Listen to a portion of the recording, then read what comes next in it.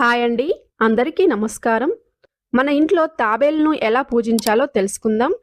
మన ఇంట్లో స్ఫటిక తాబేలు విగ్రహం గాని, ఇత్తడితో చేసినది గాని, రాగితో చేసిన తాబేలు గాని మన ఇంట్లో ఉంటే చాలా మంచిదండి.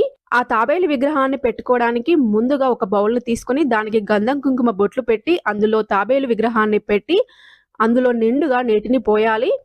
ఈ తాబేలును పెట్టిన తర్వాత బౌల్ మాత్రం ఖాళీగా ఉండకూడదండి. ఎప్పుడు నీటితో నిండుగా ఉండాలి. ఇలా ఖాళీగా ఉంటే మాత్రం ధన నష్టం, ఆస్తి నష్టము జరుగుతుంది. తాబేలును నీళ్లు నిండుగా ఉన్న బౌల్‌లో పెడితే లక్ష్మీదేవి స్థిరంగా ఉంటుంది. తర్వాత తాబేలుకి గంధం, కుంకుమ బొట్లు పెట్టి పువ్వులతో అలంకరించాలి.